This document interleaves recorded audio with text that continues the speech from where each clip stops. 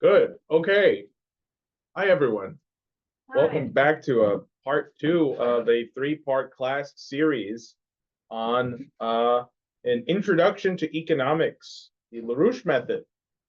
Last week's class was pretty fun, honestly, and a lot of the reactions, whether you were watching online, were great. I had some people reach out to me afterwards who were happy with the class, who had never heard of Lyndon LaRouche before. And on top of that, we had an excellent in-person class, students in person. Oh, kind of, you can let people in, by the way, as they're coming in via Zoom. Um, uh, but yeah, we had an excellent. It's on the other computer. Yeah, I got it.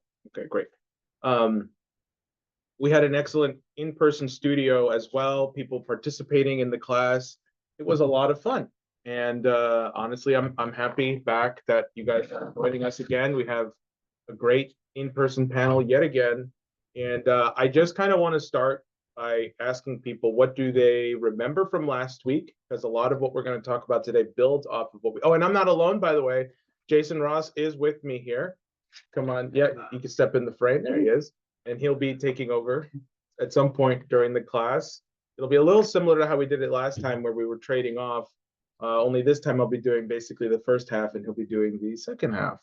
Because I'll be kind of sort of building off of what we had talked about last week. So does anyone want to give a shot as to what they remember from last week, even if it was just one aspect? I'm not asking to summarize the whole class, just what do you remember from last week?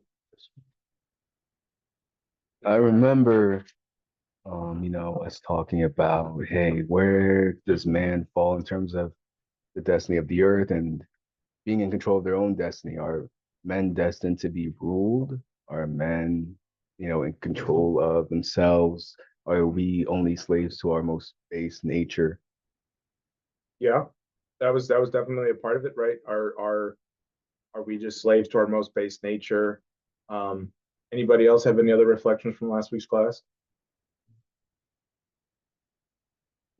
Well, we had talked about Adam Smith's conceptions of economy and more so man that, you know, like you said, we kind of rely on our base instincts. God is meant to control everything where man should be in his own lower domain, pursuing passions and that kind of thing. And then we contrasted that with Hamilton's idea, who was talking about stimulating the mind, stimulating creativity, and that being the basis for a productive economy, improving man's power over nature. So yeah. It was a good discussion that sort of broke out at the end of last week's class. Sarah, do you remember it? It was on the topic of man's relationship to nature, and you had raised some points. Do you remember those points? No. You were talking about, to what extent do we get to dictate what happens in nature? Do you remember now?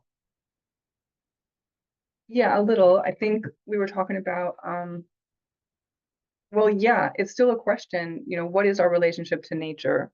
But then I think what we were saying is that how we conceive of our relationship to nature also impacts the way we think about the economy, even if we don't really realize it. And we were using an example of the casino and talking about, how viable is something like a casino in the Bronx compared to a vocational school in the Bronx, and sort of the despairing attitude folks have about their trust in government in terms of how their government creates economy, that we can't count on our government to create an economy that's actually viable and sustainable and that actually educates people, which in some way I think maybe it loosely relates to how we think about man and nature, kind of, sort of, but I think I'm stretching there. So, yes, basically last week's class touched upon who Lyndon LaRouche was, our relationship to man and nature, this idea of the pursuit of happiness. That was also something that came up in last week's class discussion. What is the pursuit of happiness? And we talked about, well, what is LaRouche's economics and how do you measure the value of what labor actually is? And I had started the class by talking about Plato and Aristotle, how LaRouche viewed that you can split the world between people who are Aristotelians, and that is the class that Tyler was talking about. The people who believe that we are only we're only driven by our most base nature, our impulses, our natural impulses, and that is who we are as human beings, as opposed to Platonists, people who believe that knowledge is innate, that every human being is capable of creative genius, and that we should structure our society in such a way that everybody can be cultivated to their utmost creative potential. Where Aristotle believed that some people were just born to be slaves and some people were born to be leaders. Plato disagreed and thought that even a slave boy was capable of making discovery, as we read through some part of the Meno. So I wanted to kind of pick up on that today. So today's class is focusing more on why is there this continuing myth that the world is overpopulated and that not everybody is deserving of development. So has anyone heard that before, that we're overpopulated? Yeah. Okay. For the people on Zoom, there's a lot of people shaking their heads yes, that they've heard that there's overpopulation. Does anyone want to elaborate a little bit more on what they've heard? Okay, well, you first and then Tyler. Go ahead. Yeah, back in the 60s, I think it was a guy named Paul Ehrlich wrote a book called Population Bomb. I remember had a big effect on the general thinking.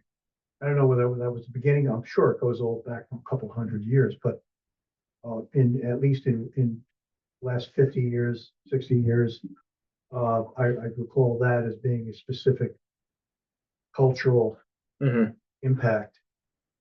Where you got to manage the population. It's too big. It's going to create devastation. Everything's going to be wiped out if we let people reproduce at the current rates.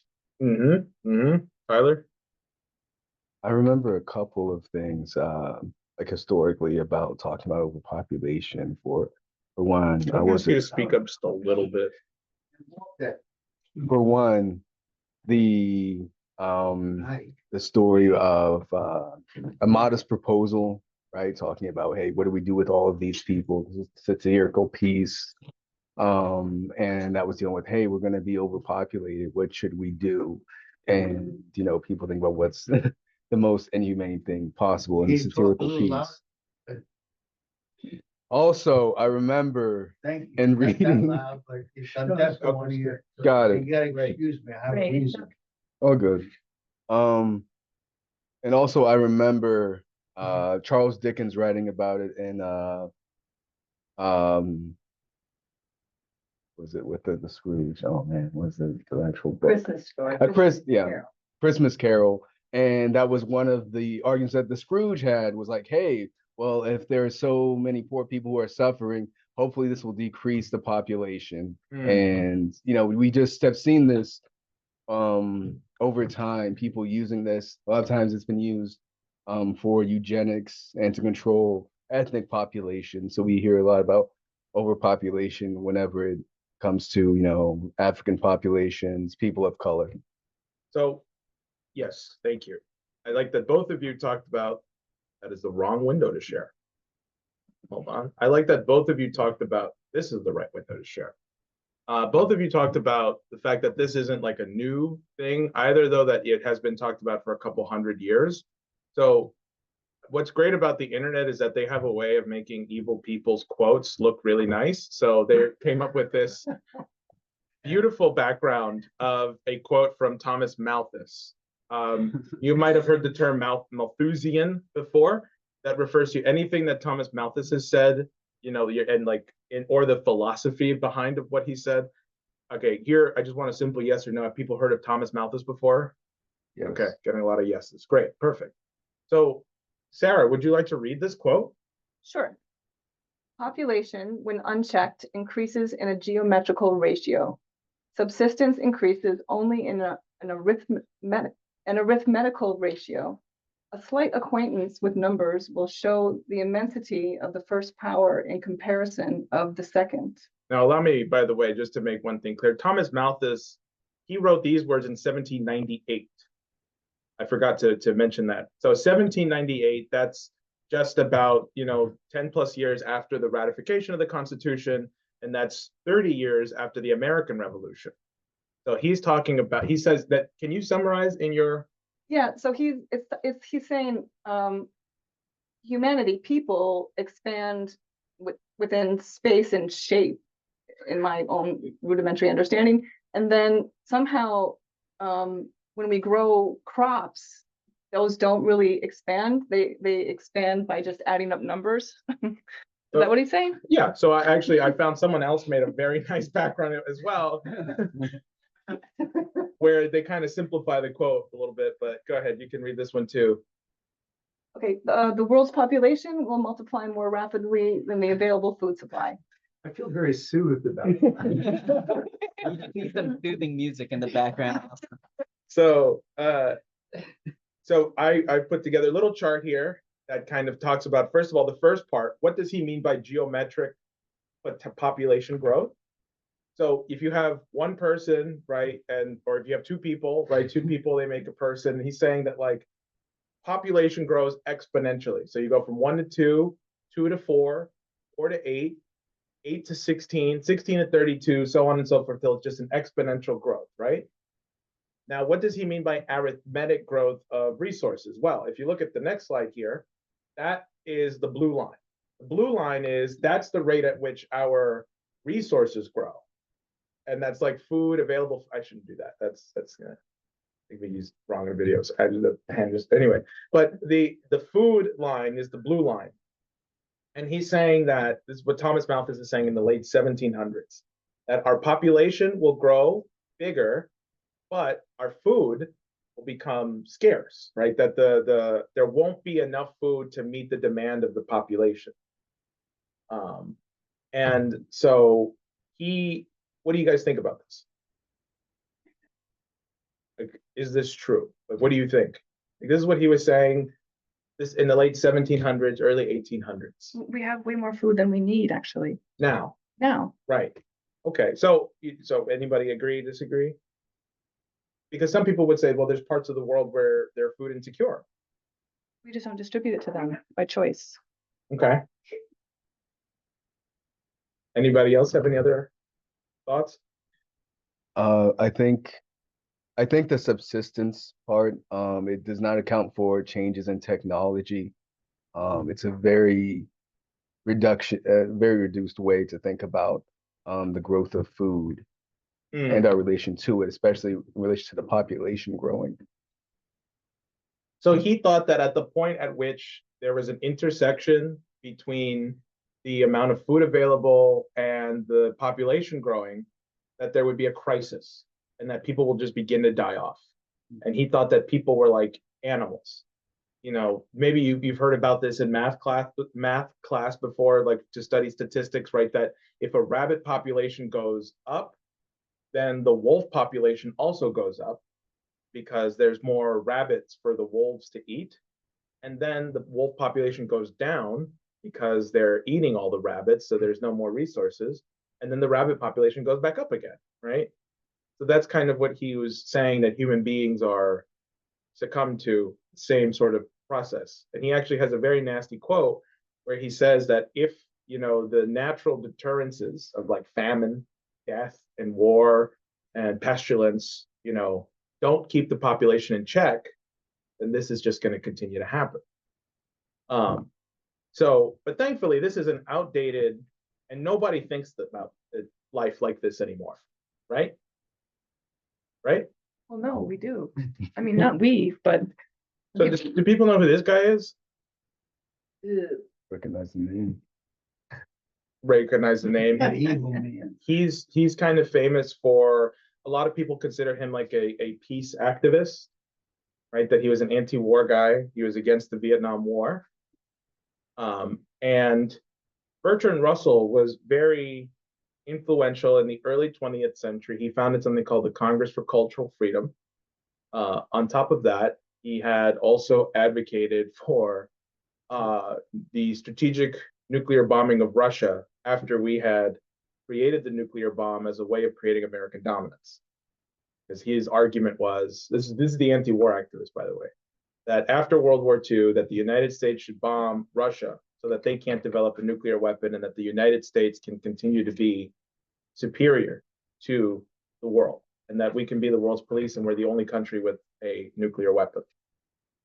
Now, Bertrand Russell also happened to agree with Thomas Malthus. So this is a very nice thing that I found on EIR. This is a quote from Bertrand Russell in 1953, not even a century ago. So, Tyler, would you like to read this? Or Kynan, would you like to read this? Sure. In his own words, Lord Bertrand Russell, bad times, you may say, are exceptional and can be dealt with by exceptional methods. This has been more or less true during the honeymoon period of industrialism, but it will not remain true unless the increase of population can be enormously diminished. At present, the population of the world is increasing at about 58,000 per diem. War, so far, has had no very great effect on this increase, which continued through each of the world wars. War has hitherto been disappointing in this respect, but perhaps bacteriological war may prove more effective. If a Black Death could spread throughout the world once in every generation, survivors could procreate freely without making the world too full. The state of affairs might be somewhat unpleasant, but what of it? Really high-minded people are indifferent to happiness, especially other people's. So honest. Go ahead. The whole thing is nonsensical. It should be dismissed out of hand. Because there's absolutely no historical argument or any argument to back up. Yeah, sure. If you write down two mathematical functions, you can find a function that grows higher at a higher rate. Of course, that's all he's saying. That the exponential function grows at a higher rate as a higher derivative than a linear function. Yeah. So okay. So what? So the whole thing is BS. It's nonsense.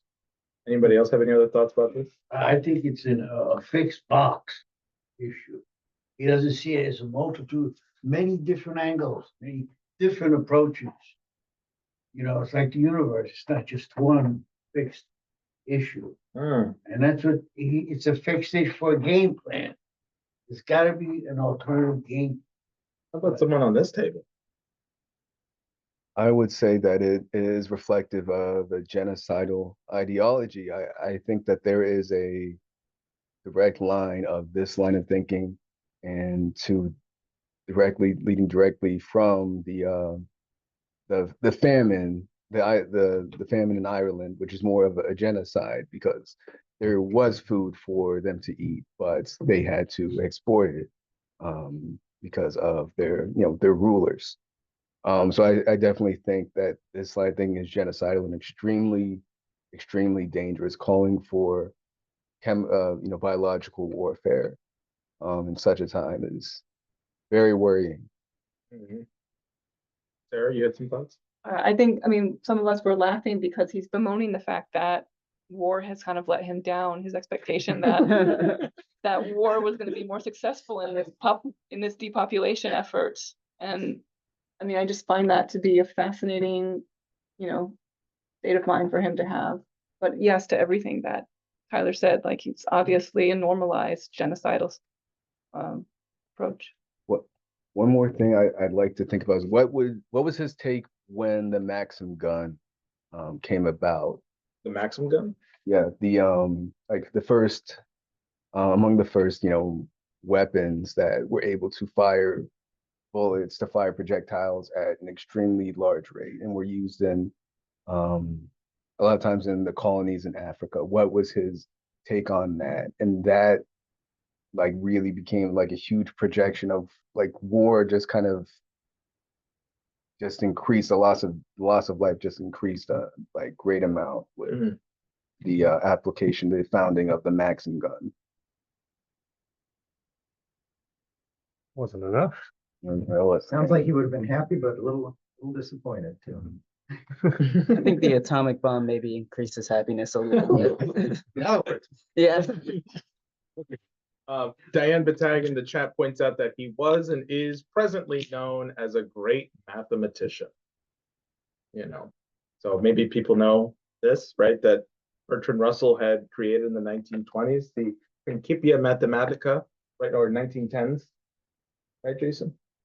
He had created this book where he tried to prove that every mathematical theorem can be deduced through logical thinking.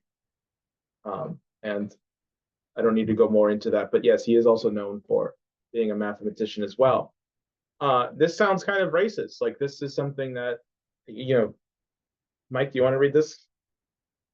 This is the David Duke, KKK leader. The white population of the world will soon cease to increase. The Asiatic races will be longer, and the Negroes still longer, before their birth rate falls sufficiently to make their numbers stable without help of war and pestilence. Until that happens, the benefits aimed at by socialism can only be partially realized, and the less prolific races will have to defend themselves against the more prolific by methods which are disgusting, even if they are necessary. And that's something you expect from David Duke, but it's not David Duke. It's actually Bertrand Russell. He wrote that in 1923. So I guess the environment was a little different when he could say that. But, the same guy, talking about the white population of the world will soon cease to increase.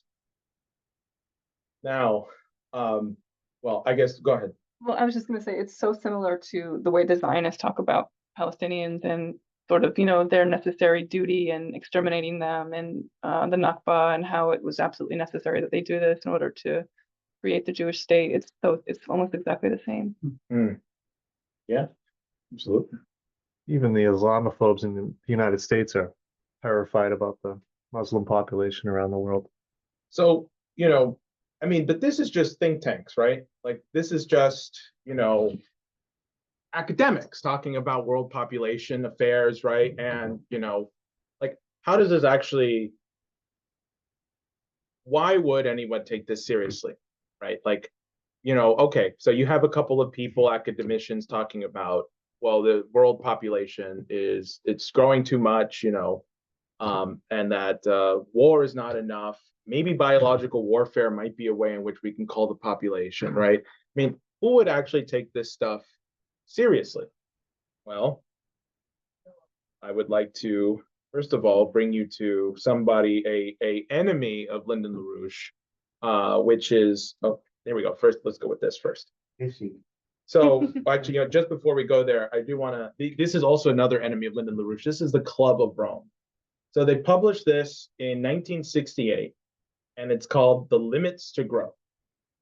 And I think you can kind of infer from the book, but basically they're saying that there is a limit to the carrying capacity of the Earth, and that we will continue to diminish our resources, and that it's important that we keep the population in check because there's only a certain amount of resources available to us. So as a result, what do we have to do? We just have to keep our population in check and make sure that we don't overstep the carrying capacity of the Earth. So that's 1968. So this is another enemy of Lyndon LaRouche. This is Henry Kissinger. This is a national security memorandum that he puts out in the early 1970s. Would someone like to read this? I can read it again. Great. You want me to read the italics as well? Yes, sure. That just gives a little context as to what this is here.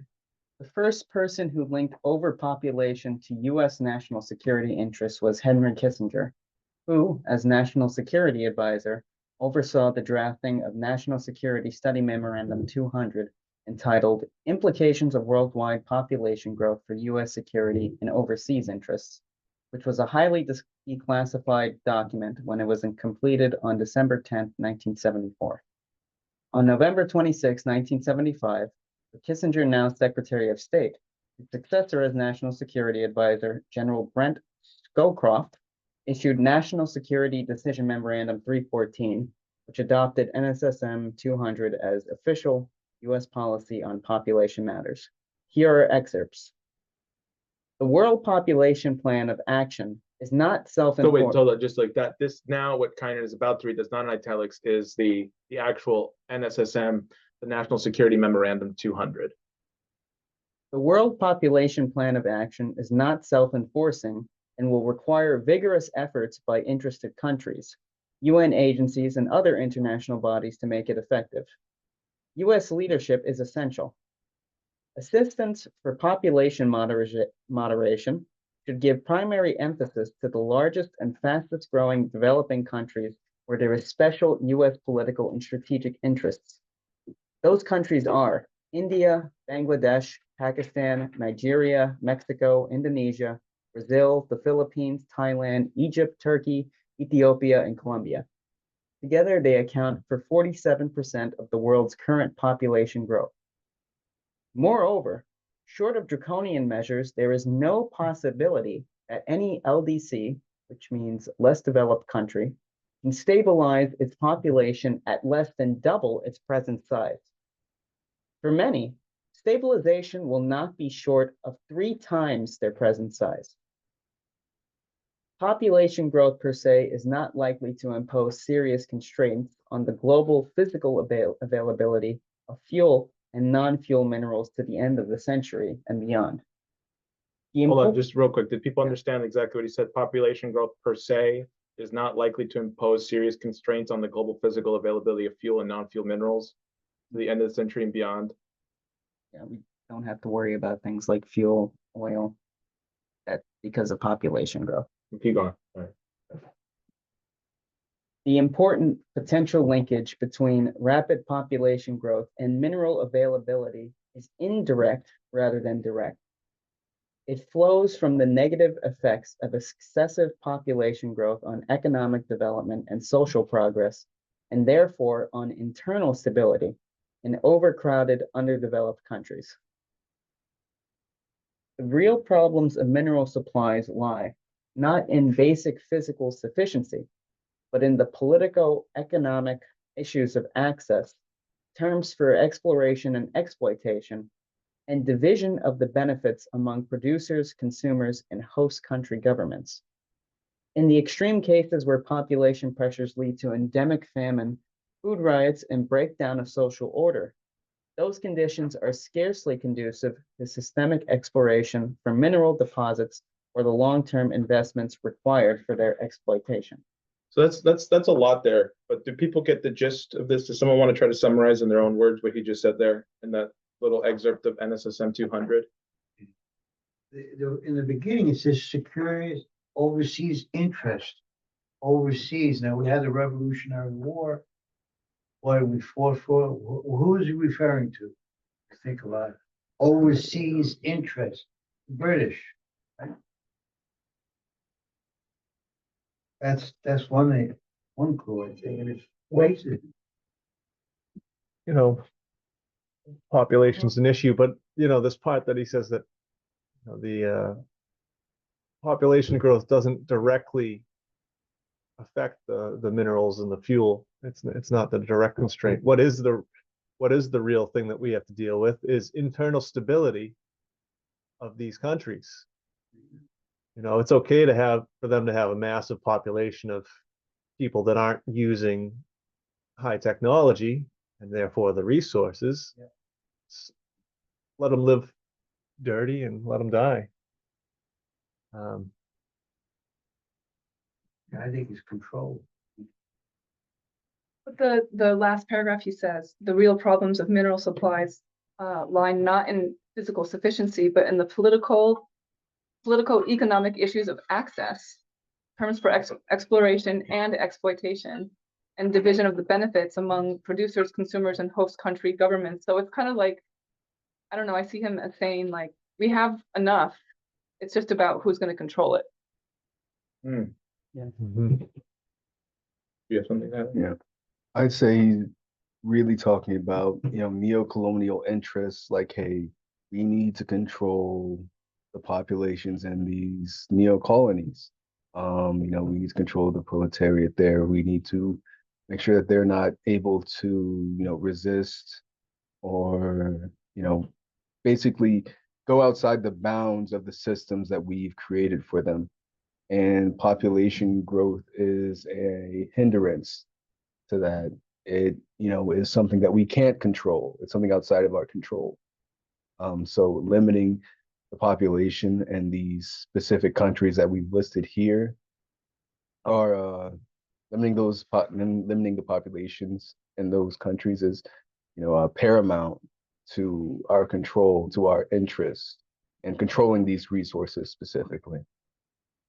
Absolutely. So I want people just to kind of think about this for a second, right? So this is US policy. There's, Henry Kissinger is telling the State Department, hey, we need to make sure that we keep in mind that overpopulation is a thing. There's resources. Who's going to control the resources? So we have to keep this in mind, right? But what else is happening in the 1970s? Just one more comment I Oh, go wanted ahead, to make, Tynan. but it's not really clear who's exactly defining the terms for internal stability for those nations. I mean, who's the one that's determining that, He Clearly. says that US leadership is essential. Yeah.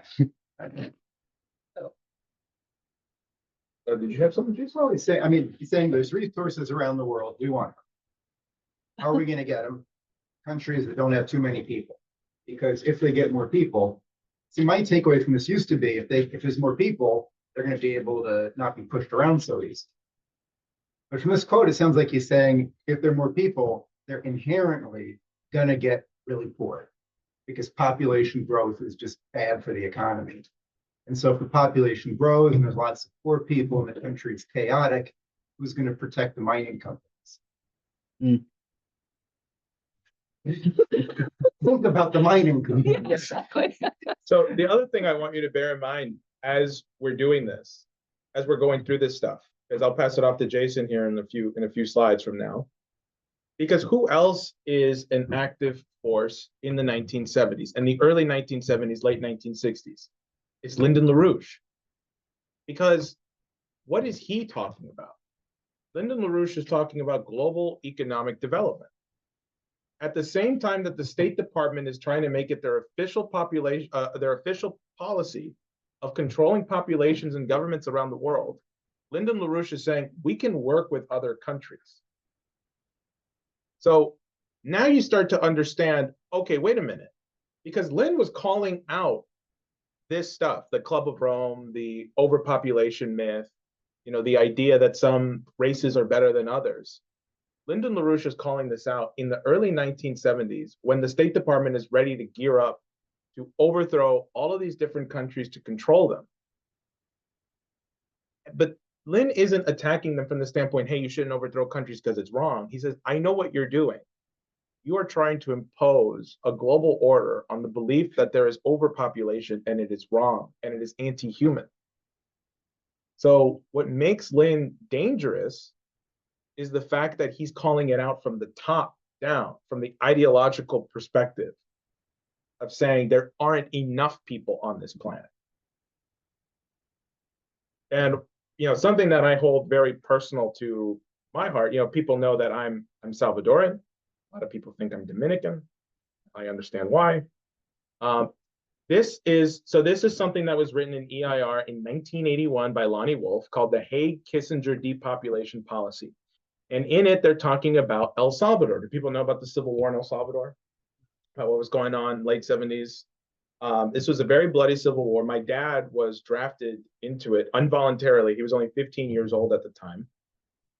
He's 15, and he's drafted into it, involuntarily. So Lonnie Wolf quotes a State Department official called Thomas Ferguson, where he says, there is a single theme behind all our work. We must reduce population levels, said Thomas Ferguson, the Latin American case officer for the State Department's Office of Population Affairs. Either they, governments, do it our way through nice, clean methods, or they will get the kind of mess that we have in El Salvador or in Iran or in Beirut. Population is a political problem. Once population is out of control, it requires authoritarian government, even fascism, to reduce it. Sorry, Wow. just Tyler looked at me with this like, what the hell is going? So blatant. Right, it's so blatant. It's 1981, which go ahead. Oh no, this specific time period and maybe the decades before it remind me of them saying that fascism is necessary, authoritarianism is necessary, and some of the countries named here and some not named reminds me of the School of the Americas and the purpose of the School of the Americas. But You want to keep reading here, Kind? You know, Kind's also Salvadoran. A lot of people don't know that. Kinda? Yeah, I am. Go ahead, Kind. I just can't speak Spanish. The professionals, said Ferguson, aren't interested in lowering population for humanitarian reasons. That could exist. That sounds nice. We look at resources and environmental constraints. We look at our strategic needs, and we say that this country must lower its population, or else we will have trouble. So steps are taken. El Salvador is an example where our failure to lower population by simple means has created the basis for a national security crisis. The government of El Salvador failed to use our programs to lower their population. Now they get a civil war because of it. There will be dislocation and food shortages. They still have too many people there. You know, it's like I think about like my dad, 15 years old. He's the too many people there. He was supposed to die in that. You know, both, you know, the British and the United States were manipulating both sides of that war. You know, no matter how sincere either side felt, overseeing it is the State Department saying, good, let them kill each other because there's too many people there. So you think about it, you know, wars are fought, civil wars are fought today. Both sides feel completely sincere, not realizing that they are part of a population control effort. Right?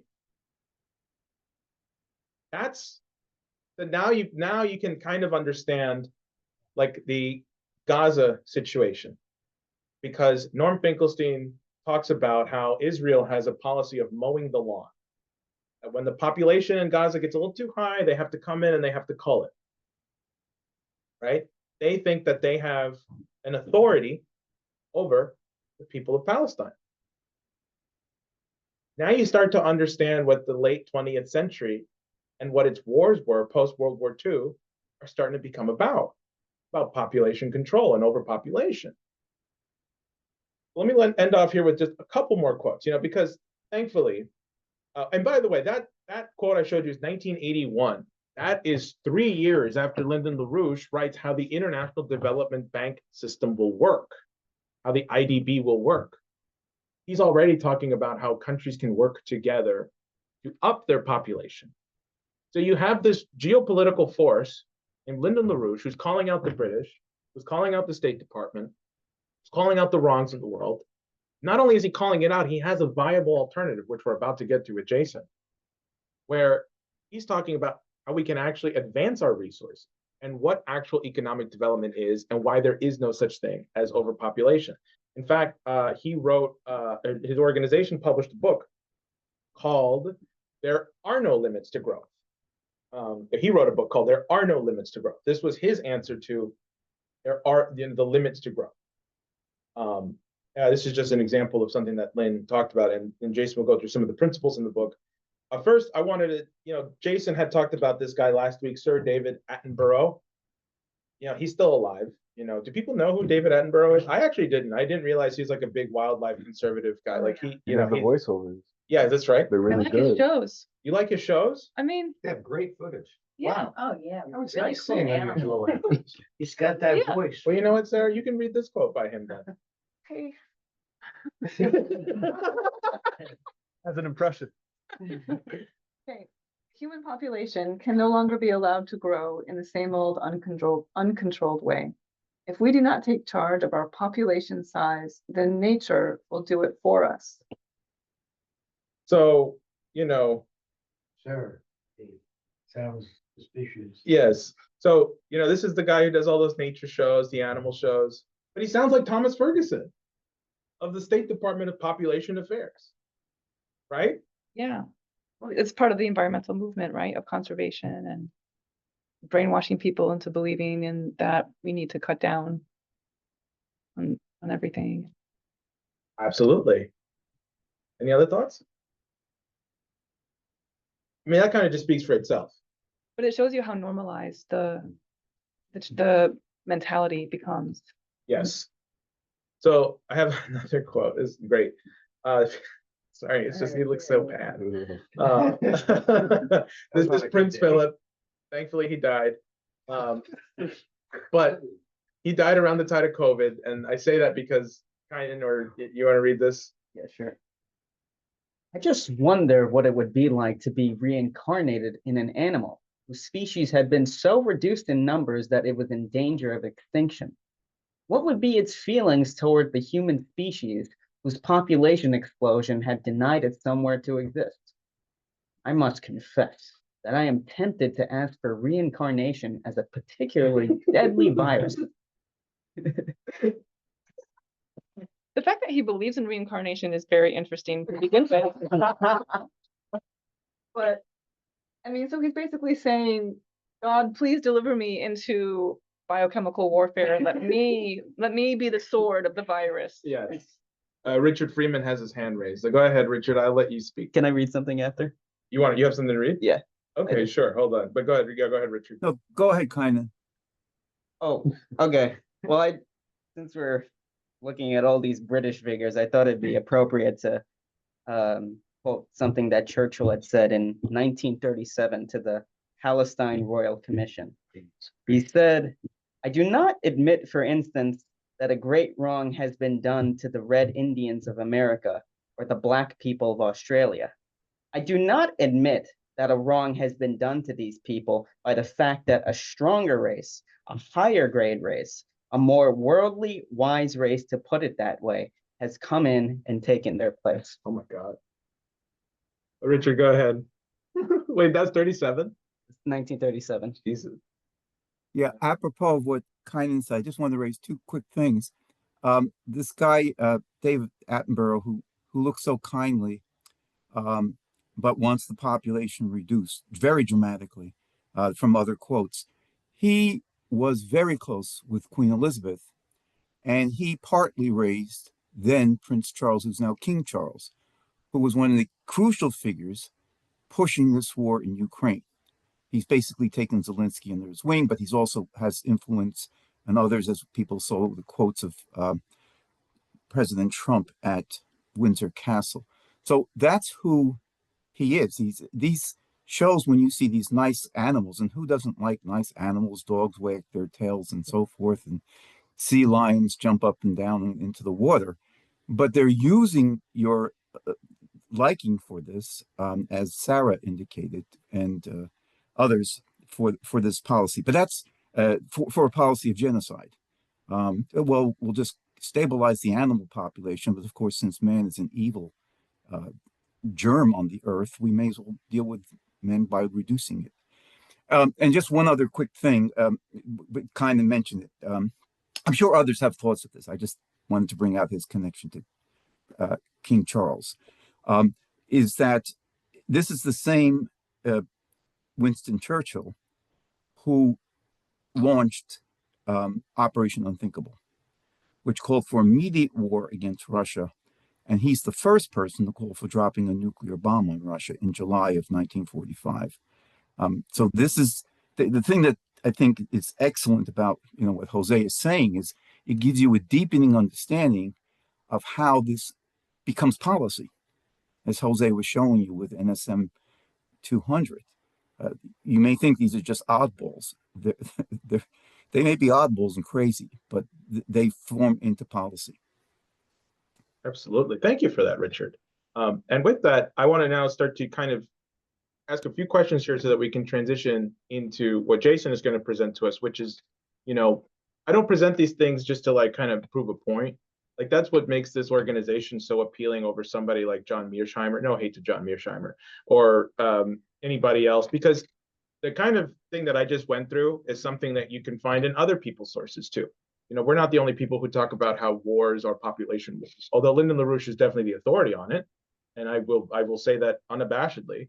I do think that Lyndon LaRouche is the authoritative source on how the belief that overpopulation is a thing is the main cause for wars, overthrowing governments, and coups today.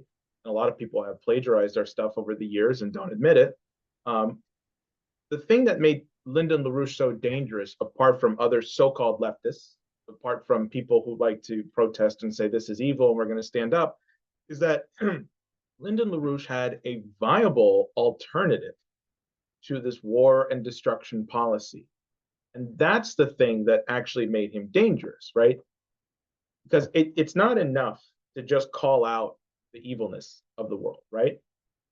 And, you know, on the way here, I was having a discussion with people about what's the difference between the American Revolution versus the French Revolution. If you're being oppressed, do you have a right to resist and stand up? Sure. But that doesn't work for government. You can't govern on the principle of force and violence. Only ideas can be allowed to govern. So what do you do in this situation? I kind of pose a semi-open-ended, but it's like, what do you do? If you are a person who's alive in the 1970s and you're uncovering, oh my God, you know, that wars are going on, coups are going on, world leaders are being assassinated, all for the interest of advancing policy that will limit population and increase global control in the hands of a few, what do you do? Do you despair? Do you join a movement? What do you actually what do you do back then? Because you're in that situation right now. You know, a lot of people say, well, you know, it's the 1970s, I would have done this, I would have done that. Yeah, but you know what? It's 10 times worse now. So whatever you would have done back then is what you need to do right now. And I think that's why you're here, you're watching this class, whether you're watching it now, you're watching it later, whether you're in the Zoom, whether you're here in the room, you want to do something about this. And it's not going to come in the form of taking up weapons and arms, but in the form of studying ideas, of resources, and of Lyndon LaRouche. So now I want to pass things off to my friend here, Jason Ross. Go ahead, Jason. All right. Right, you know, Jose, all of this stuff about the wicked greens and everything, I couldn't resist putting up a few more quotes on this. Oh, great. So is it This one right here. okay? And then you just have to, So I just wanted to read a few more things about how population control, how environmental issues are very explicitly used today as the basis for population control. They say we're concerned about the environment. Would anyone please read this quote from a UN official? okay. The world faces an ecological disaster as final as nuclear war unless governments act now. Without action, the future will bring, by the turn of the century, an environmental catastrophe which will witness devastation as complete, as irreversible as any nuclear holocaust. Does that sound alarmist to anybody? Yeah, So guess when that was said? Last century. 2011. 2011, 1982. 1982. Okay, so we're 25 years into the new century, haven't had a nuclear war yet. Thankfully. Thankfully. Well, I don't like to rub it in with too many of them. Okay, how about this one? There is no action before 2012. That's too late. What we do in the next 2 to 3 years will determine our future. This is the defining moment. It's too late now. We're all doomed. It's past 2012. Sorry, good knowing y'all. How about this fella? Hey, you have to fix that. He's king now. Yeah, that's true. That's true. He has even fancier clothes, you know. Is that the guy that was on the island? No. Oh, yeah, wait, no. That was No, Andrew. Andrew. All right, so what did Prince Charles say in 2009? Less than 100 months to alter our behavior before we risk catastrophic climate change. We may yet be able to prevail and thereby avoid bequeathing a poisoned chalice to our children and grandchildren, but we only have 100 months to act. He's showing how in touch he is with the common people by using language like bequeathing a chalice. Poisoned chalice. Yes. All right, so only 100 months to act. So how long would that be from that time? 100 months, it's what, like all 9 years? Like 8 years or so. So, yep, we already have the poison chalice. Okay. Sarah, why don't you just stick with Prince Charles? The grim reality is that our planet has reached a point of crisis and we have only 7 years before we lose the levers of control. It's just insane. 2009, 2010 now. Okay, 2010, ladies and gentlemen, we not only have 86 months before we reach the tipping point. 2010, Specific. crazy. We are running out of time. I found myself saying this over the years. It's That's for real? It's for real. These are all for real. 2015. I mean, if they have so much power, then do something about it instead of killing people. Oh, trust me, we're trying. So after, that was 2014. What did he say the next year? His Royal Highness warns that we have just 35 years to save the planet. 35 years, okay. From catastrophe, I mean, they have no accountability whatsoever. The 100 months ran out, so he's got Like, who is listening to this man? Well, hopefully very few people are doing that now. I wanted to say that you have to see the evil behind all of it. Yeah. Wow. You see, if you look at it, why is he saying this? Like he's preparing to control nations where they have no independence. Yeah. I thought it was funny that Philip said, his like this terrible dream of being reincarnated as an animal that's been oppressed. He couldn't even imagine being reincarnated as a commoner. What was Yeah. So what I'd like to do now is let's switch to LaRouche, and we're going to get, this is kind of a lengthier quote, so we're not going to stop at each slide, but it covers something that we talked about last week, and I just want to get it in LaRouche's own words. So, anybody care to start off? I can do it. Or you got it, Tyler? It's too. I'll try. I don't have my glasses. Oh. As Henry Carey rightly insisted, the true measure of the value of human productive activity is the increase of the economy of labor through aid of technological progress, labor saving. This was also the fundamental principle of U.S. Treasury Secretary Alexander Hamilton in his December 1791 on the subject of manufactures. It is the principle shared among all of the leading figures of the American system of political economy, as it was for Leibniz. It is the only definition of economic value implicitly consistent with the cited injunctions to mankind in the book of Genesis. The Genesis reference was, what is it?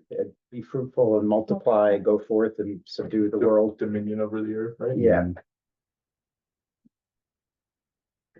Why this is necessarily conclusively proven to be the case, we shall show in due course as we progress in this text. For the present moment, it is sufficient to note that without economy of labor, there can be no growth in the per capita output or consumption of society, no economic progress. Without economic progress, through technological progress in the economy of labor, mankind would still be in the so-called hunting and gathering phase of existence. So what is it? What does economy of labor mean? When he's using that phrase, what's he getting at? That people's ability to produce and work and create is that's the economy of labor. Yeah, like maybe the productiveness or the productivity of labor is similar, the productive powers of labor is the way Hamilton said a similar idea. Yeah, okay. So, hunting and gathering. In that form of existence, the average habitable land area required to sustain the life of an average person is approximately 10 square kilometers. This indicates an estimated maximum population of our planet of approximately 10 million individuals. The life expectancy of the person in such a mode of existence is significantly below 20 years of age, signifying that the majority of the population must be composed of pre-adolescent children. During hunting gathering society, right? Mm-hmm. Mm-hmm. It's actually.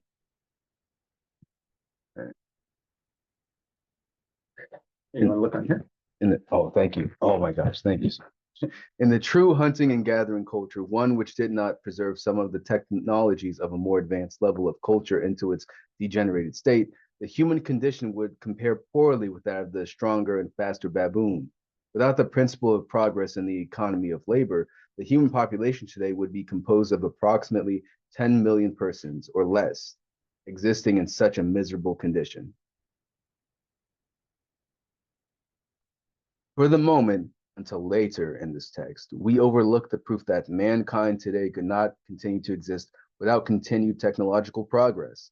For the moment, we limit ourselves to the more obvious evidence that human progress in all respects is impossible without continuing improvement of the economy of labor through the mediation of technological progress.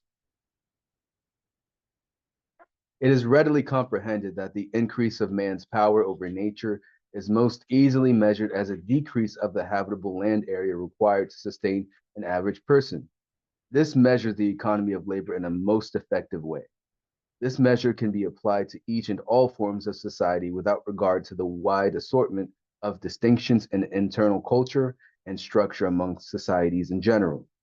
And we looked at this last week. We looked at the chart of the amount of agricultural land per person. We saw how that was just, really coming down. So that's a measure of economy of labor, Lynn says. Go ahead. Yep. The name for this measurement is in first approximation population density. Given the society's level of technology and practice, how many persons can be sustained per square kilometer solely by means of the labor of that society's population? However, before we proceed to measure, we must make certain adjustments in our definition of population density. Second, there is usually a significant difference between the size of population, which could be supported with existing levels of technology, and the current size of the population. It is the former which we must measure in comparing different levels of technological development of cultures. We must measure the potential population defined in this way. What would that be? What does that mean, the potential population? The population that we could support with our current level of technology, but I guess you could also project forward if we are developing new technology. Mm-hmm. Good. Okay, jump ahead too, please. Okay. We must measure the potential relative population density. This is the rough measure of the superiority of one level of culture over another. This is the measure of economic progress. It is the measure of economy of labor. We must go one step further for reasons to be shown as we proceed in this text. The quantity we must measure is the rate of increase of potential relative population density. This measures the rate of economy of labor, the rate at which the productive powers of labor are being increased. For reasons we shall demonstrate in due course, this is the only scientific basis for measuring economic value. And one more. The measure of economic value is the rate of increase of potential relative population density relative to the existing level of potential relative population density. So he's saying that the way you measure economic value is the increase of how many people you could potentially have living compared to the potential that people could be living right now, right? So like what it could be compared to what it is now.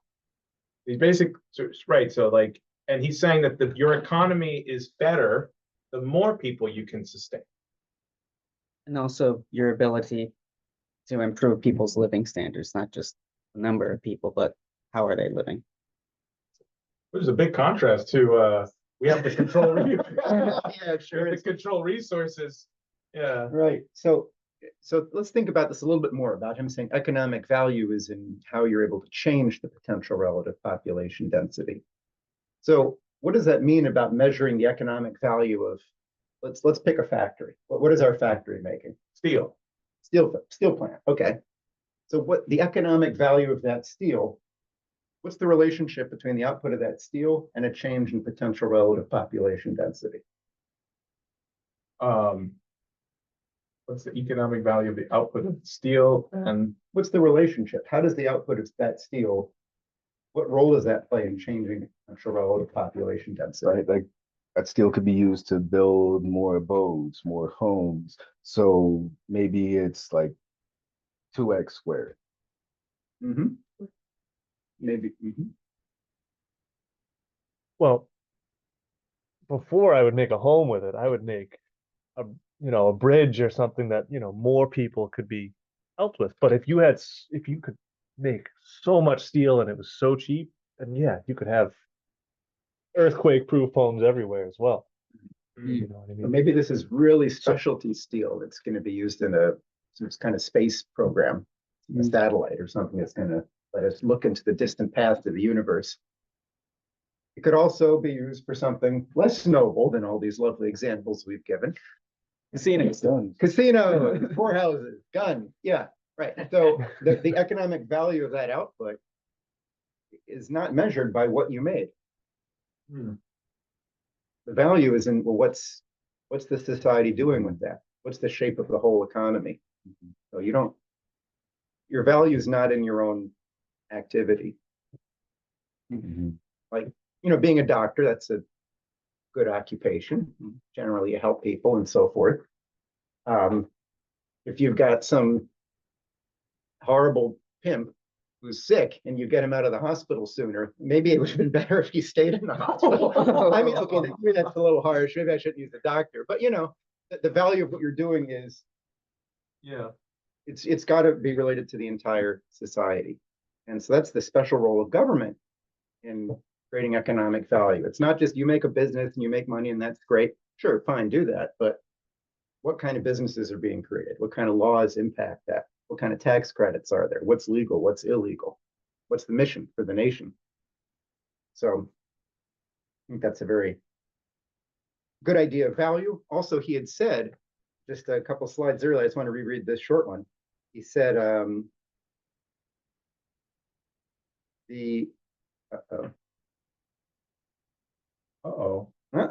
yeah. We must measure the potential relative population density. This is the rough measure of the superiority of one level of culture over another. Can he say that? Can you say it again, please? We must measure potential relative population density. This is the rough measure of the superiority of one level of culture over another. What are the two levels? I don't understand. Well, it could be, I mean, the way it sounds, you might say, well, you're comparing two existing cultures on the earth. But I think the better thing is to think about like a change. So like if you change your culture, does that new culture have a higher potential population, a lower one? Oh, yeah. So casino culture versus vocational education culture. Right. And so this would be a way of measuring it. You say the casinos are bad. Well, here, on an economic value standpoint, throwing all your money resources into casinos, you're lowering your potential population. Therefore, that is inferior culturally.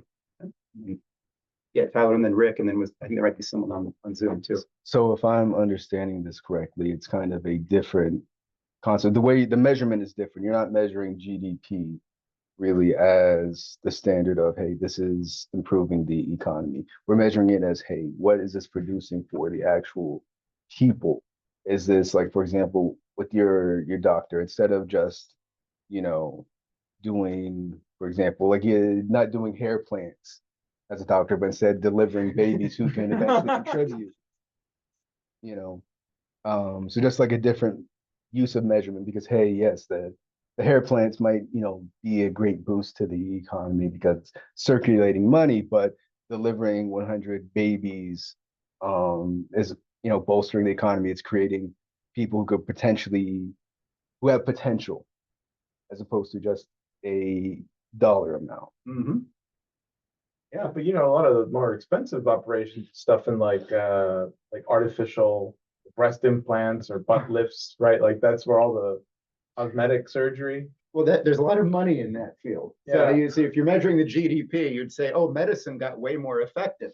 All these butt lifts. I mean, the GDP of the healthcare system, it's going through the roof. It's fantastic. Meanwhile, there's half the counties in the US have no place to deliver a baby. Is that real? It might not be a half, but but it's something like that. It's actually astonishingly terrible. Yeah. So, My God. but what's better for the GDP? The baby, the cosmetic surgery, exact. So that's a very, very good point. You can't measure it on money. Oh yeah, Rick. If you take a square kilometer of land and you look at the number of people will be supported by that square kilometer. I'm trying to simplify it to the most basic level, okay? Based on this population density idea. Have you given any thought to, okay, if you go from, you can support 10 people, being able to support 12 people, that's not really a qualitative difference. What is the boundary between going from one level of culture to going to another level of culture? Is it going from like supporting 10 people versus supporting 100 people? Or is it very hard to specify particular boundaries of what will constitute a higher level of population density? You can say at a certain point, oh yeah, we've now achieved a higher level of economy here because instead of supporting 10 people, it'll support 17 people. Have you given any thought to that? Well, that's still a nice improvement. I mean, it seems like this is more like a question of like of scale, or you're saying like, Yeah. how big does it have to be to like really count? Or, Right. well, I mean, even small things, I mean, even just some cultural changes in the way people cooperate and interact with each other might have a modest impact on this. It's still an improvement. So, but what we're going to come to next is going to be looking at some of the really big ones that really shifted this. I think in a lecture you gave a number of years ago, you really captured these essence and going from different forms of energy. Mhm. From going from wood burning to coal burning, to petroleum. Wow. burning, Boy, Don't spoil what the a lead in. surprise. Perfect segue. Perfect segue. Good. So let's get into that. Oh, here we go. All right, I had some more quotes, but I think we're just going to cut this a little bit shorter. No, it's been fun. Okay, how about we'll just do these two. So someone could be LaRouche. 10 after 12. Oh, well, Okay, sorry. No, we do. No, you trust your instinct. okay. And There's our official Audible reader here. putting to one side the criminal proposals to lower the technological level of culture, the question remains whether technological progress might not be halted at present levels of development. In other words, is continued technological progress indispensable for continued human existence, as well as simply advantageous? On such grounds, we are able to prove that technological progress is not merely advantageous, but is also indispensable to continued human existence. Only societies whose cultures commit them to successful technological progress as a policy of practice are qualified to survive and to prosper. Indeed, only such societies are morally qualified to survive, as the society based on the law and culture of Rome was not. Does everybody any thoughts on that? Only societies whose cultures commit them to successful technological progress as a policy of practice are qualified to survive and prosper. Well, Interpret that in different ways. yeah, right, because, well, go ahead. Well, I was gonna say, I'm sure like Peter Thiel feels like we're advancing swimmingly right now, and you know, and Palantir and AI and whatever. That's true, right? Like if Peter Thiel read that, he's like, I agree. Exactly, that's what I'm doing. Yeah. Get some more blood. But I think Thiel would agree more with the Malthusian philosophy when it comes to population, as opposed to, hey, let's commit to a higher standard of living, technological progress to improve the lives of our population. Might be what LaRouche is saying, but I might be reading too much into it. Well, yeah, I was gonna say I listened to a Teal interview with Rogan the other day, and Oh, God. he quotes Meadows and Forrester, the Club of Rome guys, as a reason for the environmentalism, and we're not doing enough for population control. Thiel said that? Yeah, And he supported that. Yeah, or I he said meant- that I was meant- the history. that he said this is my source for, why we need to push harder. Wow. Yeah, I meant to dig it up and cut it, but also this qualified business. I mean, it's a good question of what does he mean by qualified to survive? Is that Is that Thiel's qualification? Is that just LaRouche's qualification? I mean, what does it mean to actually be qualified to survive? I think the real thing is LaRouche's concept of a durable survival, lasting survival. It's a more universal concept than somebody's just perspective of deeming such and such qualified to survive and prosper. What's actually going to make you sustain this in perpetuity? I don't know. For the posterity. What are the grounds that are, he's on such grounds? I forgot everything else that he just said. Oh, we skipped over a little part where he said that maybe we could stop advancing technologically and just stay where we are. He says if we did that, it's going to be harder and harder to get resources. And so more and more of our efforts going to be into getting them. And so overall, we will end up declining. And he says, therefore, this is why we have to advance. But it's also like when he talks about societies and cultures, like what exactly does he mean? Like there's an Irish pub in every town. They're not really making advanced space parts, but you'll never kill the Irish spirit. You know what I mean? Well, Irish people aren't only hanging out in pubs. Should reduce Irish culture.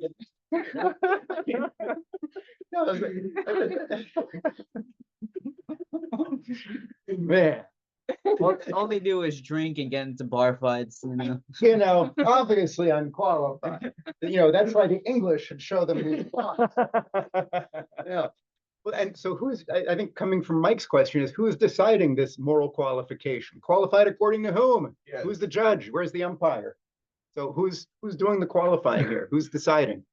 The asteroid coming to Earth. There we go. Okay. The asteroid that's going to come hit us and kill everything on Earth. Are we doing something about that or not? And that might be our wake-up call that we weren't. Well, he's saying what it's not.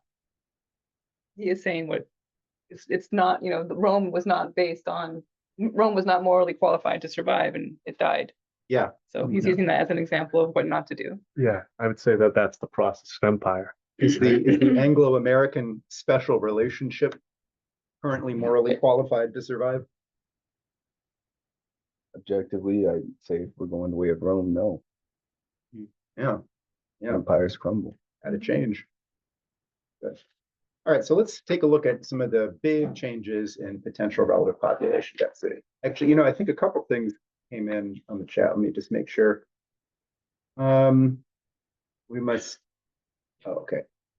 We could measure the change in population and culture. For example, compare hunting and gathering versus fusion.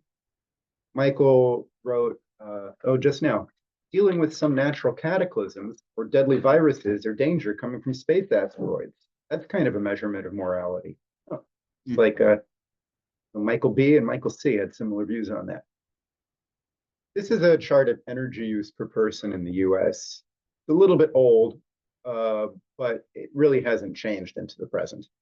We're not using more energy per person now than we were 15 years ago. And there's a couple things characterize this. One is overall, until we turned ourselves off about 50 years ago, there is an increase in energy per person. There's also, what else is happening over time? The total amount of energy is going up. What else is happening? We're changing the main method we use for energy. What? Right. Yeah. So why did we start using less wood? I mean, okay, coal's great. Why didn't we use more coal and more wood? Why did this shift happen? Technology. Factories. What makes coal better than wood? It burns longer. Endurance stuff. Burns well, easy to get a whole lot. I mean, you got to cut down forests and you don't have them anymore. Coal, if you discover some enormous coal mine, it seems like, wow, this is a huge amount of energy for us. So it's just much easier to get more energetic. And it does have more power than wood. Like if you're running a train on wood, it's really going to be very inefficient. And then how about the next one? Oil and natural gas. What does that do that coal can't? What does oil do that coal can't? Well, I think with regards. According to your chart here, it provides much more energy output. than just coal. Well, this is showing that we're using more energy in the Oh. form. Okay. It is true that like per pound oil has more energy than coal. That's true. But that's kind of a quantitative difference. Can you fly a plane with coal? There you go. Yeah. I don't think so.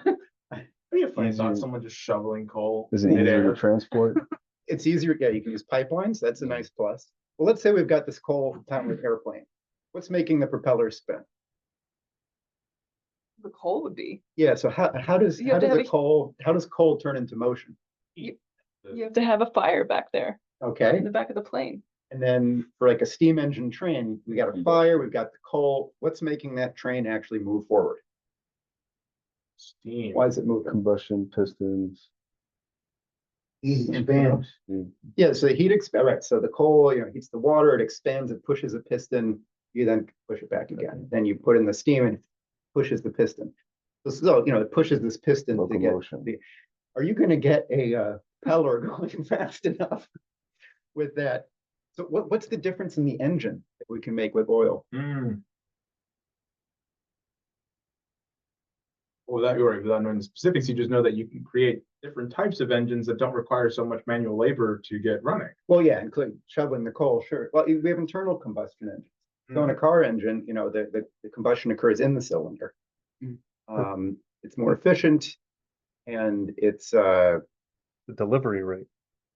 it can just be much more Like you powerful. said, with pipelines, you can keep constantly pumping this stuff in instead of, somebody shoveling it in one thing at a time. Mhm. You're pumping the fuel in at a constant rate or an increasing rate.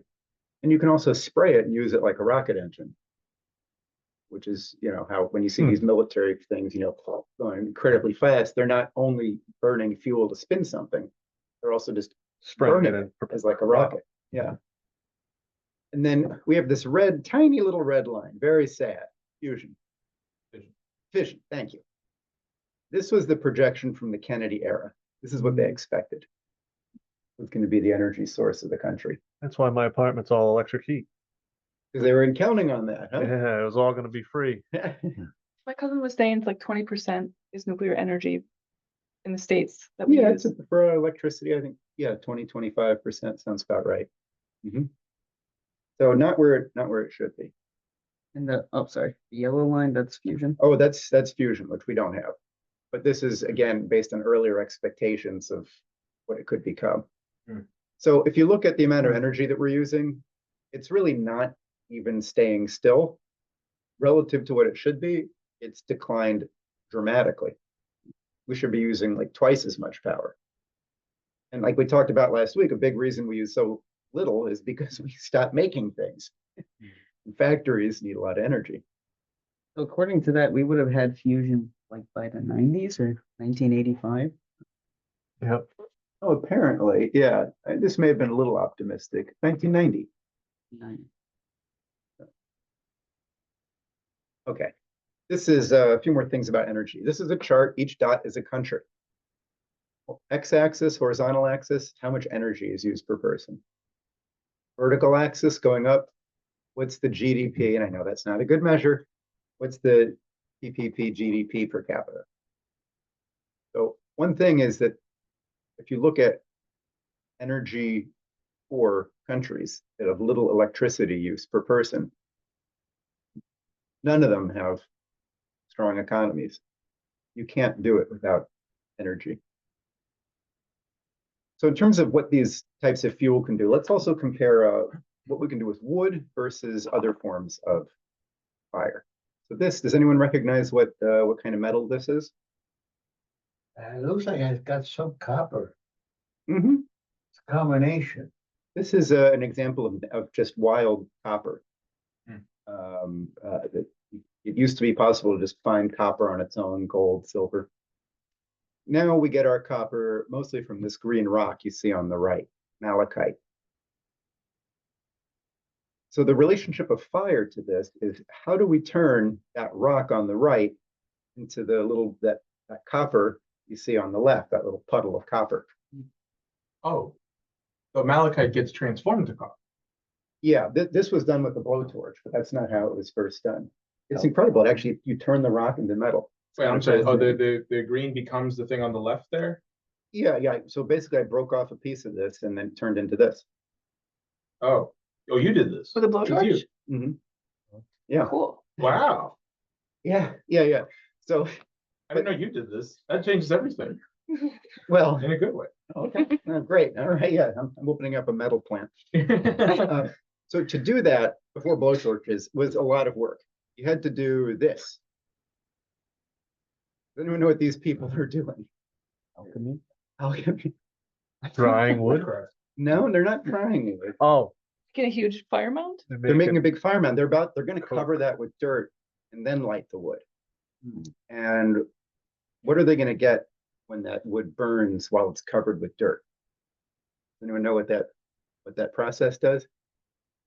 coke. Charcoal. That's how you make charcoal. It's wood that's been burned in a low oxygen environment. And so it's extremely pure.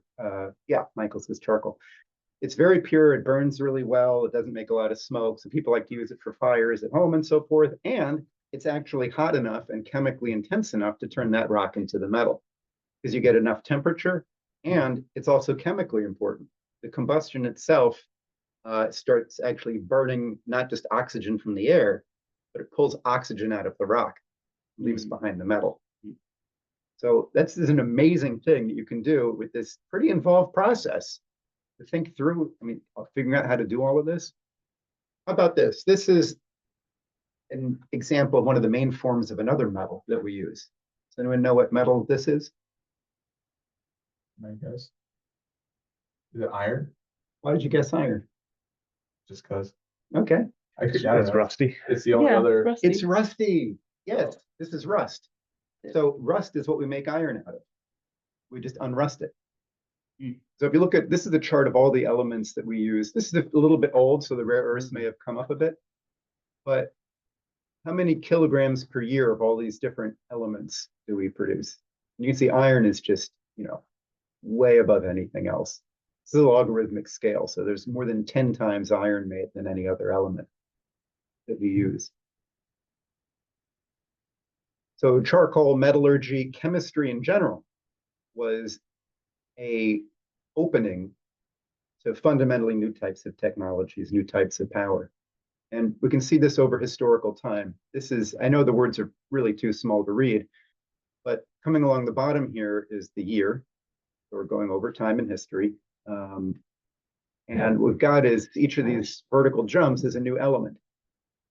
So here is phosphorus, cobalt, platinum, zinc, bismuth, nickel, hydrogen, chlorine, nitrogen, oxygen, chlorine, manganese, molybdenum. So we kept improving. What are the parts of the periodic table that are useful to us?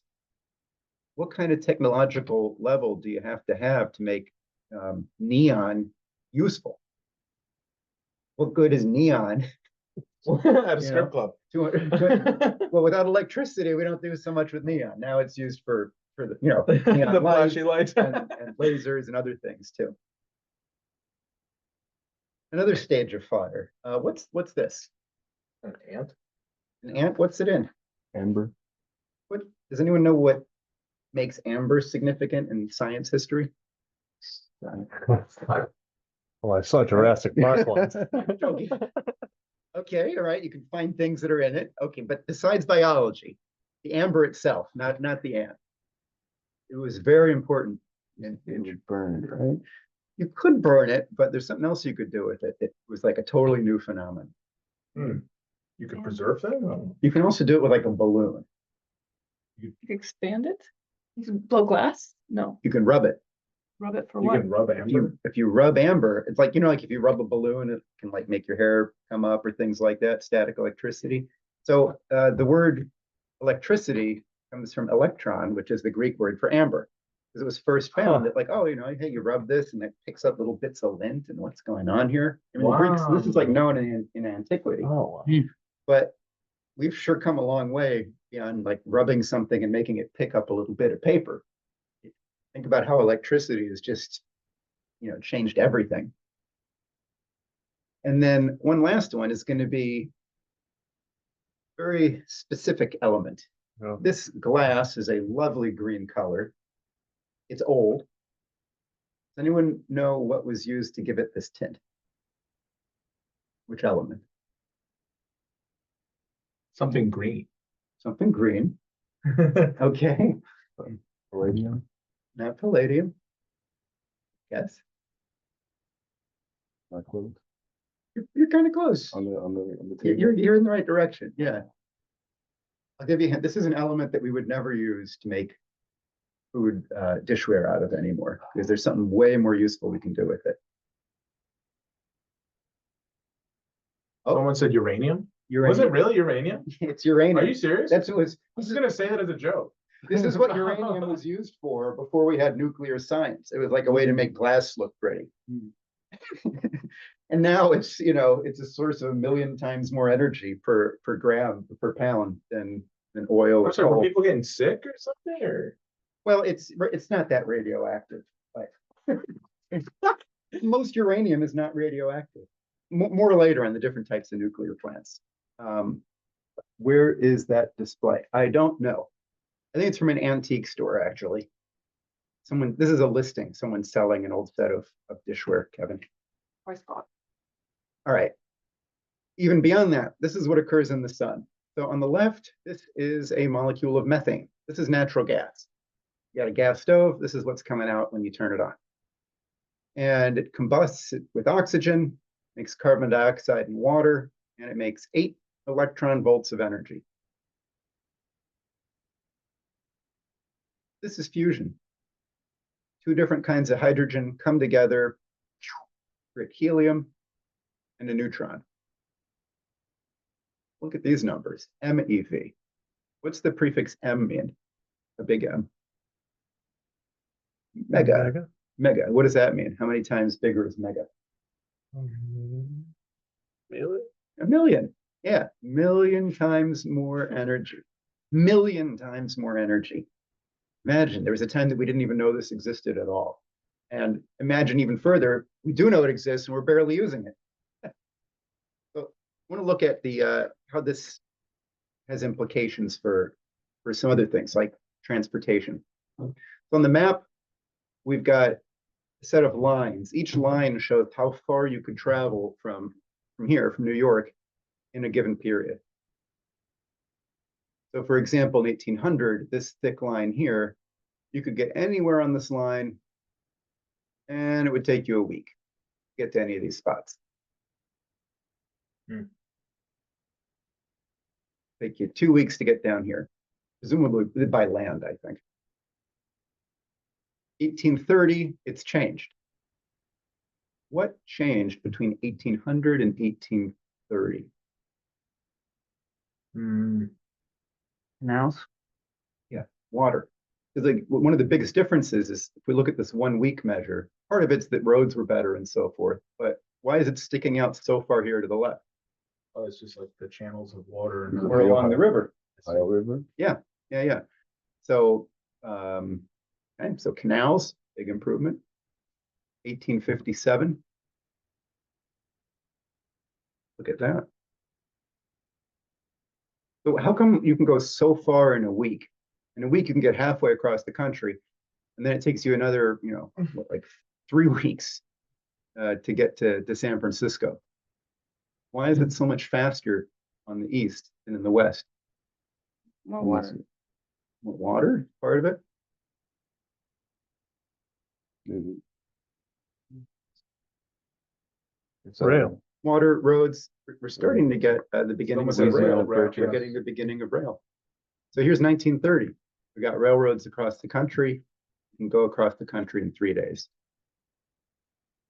So different levels of technology allow different transportation modes, changed time and space, devoured time and space. I'm sure if I People was closer together. If I was alive in 1930, I would think like, that's amazing. I get to California in 3 days. Now I'm like, that's so inconvenient. Why the hell would I take 3 days to get to California? I ask the people that are afraid of flying. Yeah, that's what they do. Take the train. This is a map of sort of at the peak of US railroads. Very, very impressive. All right, now I'm going to show a video. We need to do something different to No, get I the think you sound just- going? Oh, yes, we do. Hold on. Okay. This is a 4-minute video. Let's see, share computer There's just a sound. couple more things and we'll be wrapping up. Okay, sorry, it's weird. Share computer sound and then optimize video share, and then this should do it, hopefully. Let's see. Okay, You let can us do that know. while the screen shares up. Let us know. Oh, no, there's no audio. Oh, you know what? I think Kynan has to share it. Okay. From Mike's. Oh, wait, if I text it to you, Mike, you can open it up there. Okay. All right, just give us a quick second here. Apologies, everyone. I'm sorry, Jason. It's all right. All right, Mike, I got you. And there you go. It should start right at 4 minutes. If it doesn't, is anybody got any questions? Any discussion, anything they want? And then share screen. So that the people at home can see it too. And then I think you don't mute. I think that's the thing with Max. You just skip that. All right. And then if people can't hear it, I apologize, but I think you should be. You just move. And if to you the other can't hear monitor. it, tell us, please. Oh, we're just sharing the video. Share sound. Things is fire right there. Yeah, sure sound. Um, Valley of the Tennessee. yes. Right there. Yeah, that one.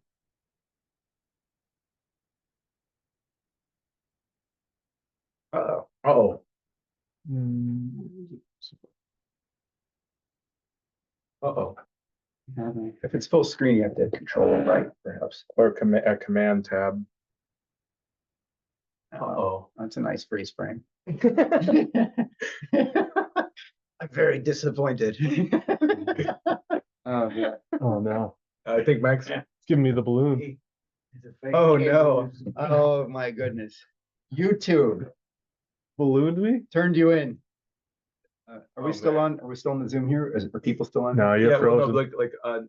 We can just continue with this computer and skip the. okay, I Do it. apologize. the I'm share sorry. screen sharing. No, hey, like, No, you gotta check the meeting. Let's no, just, no, yeah, like you're good. right, so I'm just gonna keep going and we'll just ship the. Is that one on too? Yeah, that one's on too. So we're all fine. Yeah, we're fine. It's just Just that computer not- can't. Yeah, exactly. So that looks terrible, but that's okay. Yes, exactly. Okay, No, I great. gotta go All right, in. so we'll just forget about that video. Sorry, everyone. That's all right. We'll do the We'll fix it in last post. last slide then. Okay. No, the link. Oh, yeah. Oh, yeah. You got it. There we go. You want me to mute this?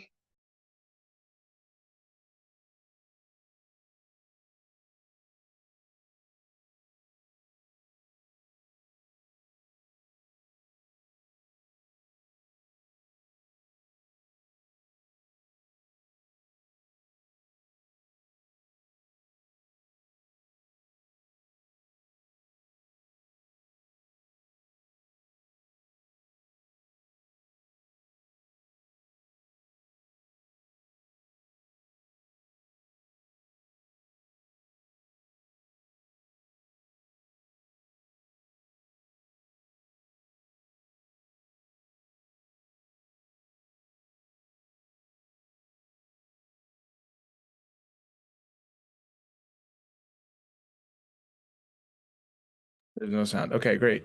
An organism, sorry, everybody. Hopefully there's still video, but yes, there is. Okay, so an organism does not show a passive. This is a quote from Vladimir Vernadsky, in case you missed it. Apologies, everyone. Jason wanted to keep, we moved past the video. Now we're reading a quote from Vernadsky. An organism does not show a passive attitude towards the chemical medium. It actively creates atomic composition. It tends to choose, consciously or unconsciously, the chemical elements necessary for life. But as life presents a field of dynamic equilibria, it reflects, both in its composition and in its form, the different physico-chemical properties of the medium. Would you care to summarize that? Yeah, sure. It's like he's talking about how an organism is active in its atomic composition, and it like chooses it's almost like deciding the most optimal character, the most optimal elements necessary for its life. Like it's almost not an accident how an organism is formed, or it comes to be, but it's almost like a conscious decision that, or he says conscious or unconscious, the chemical elements necessary for life.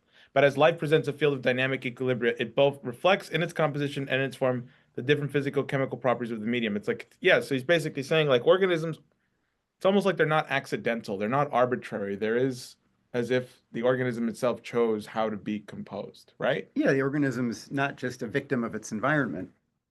It's making an active choice. Great. And there we go. The end of the quote. He continues, life is continuously and immutably connected with the biosphere. It is inseparable from the latter materially and energetically. The living organisms are connected with the biosphere through their nutrition, breathing, reproduction, and metabolism. This connection may be precisely and fully expressed quantitatively by the migration of atoms from the biosphere to the living organisms and back again. A biogenic migration of atoms. The more energetic it is, the more intense is life. Jason, what does that mean? So, so how does a living creature impact its environment, its surroundings? What are all the ways? Let's think about it. How does life impact its surroundings? Like a honeybee pollinating flowers, Okay. and then it takes that pollen and it makes honey in its own beehive, right? Or we could go back to the wolf eating rabbits, right? Mhm. The wolf eating rabbit. Rabbits, and the rest of the rabbit, the corpse decomposes, whatever's left, right? And they also have excrement that might fertilize the land, and when the wolf eventually dies, it too will return to the land, Mhm. and be fertilizer for the plant life to grow. Yeah, you eat your environment and then you regenerate your environment. And along the way, you're excreting your environment. And it's different, right? I mean, just to be frank, poop is different from food. Like, you change things. Think about a tree or some moss. What impact does a moss have on its surroundings? What does it do? Or a tree, if you prefer. Oh, it's covered. You mean? Well, one thing is it creates oxygen. So on a large scale, plant life changes the whole atmosphere. So Vernadsky says that the biogenic migration of atoms, the more energetic the flow, the more intense life is. How intense is life? What is it doing? What's the rate of its interaction with its surroundings? Well, maybe over a short period, yes. But he's saying over evolutionary time, life uses more elements just like we did. We had that chart of elements we used. Same thing with life. Life has used more elements over time. So his view is that where life is more intense, like you compare life in a rainforest versus a desert, one of the ways of measuring the intensity of the life there is what's the flow of atoms. Oh, sorry. There we go. Yeah. So, and now here's Abraham Lincoln. Oh, hold on. They just restarted the Zoom, so I think they're about to go back to that microphone. So I think we have to mute. Hold on. Oh.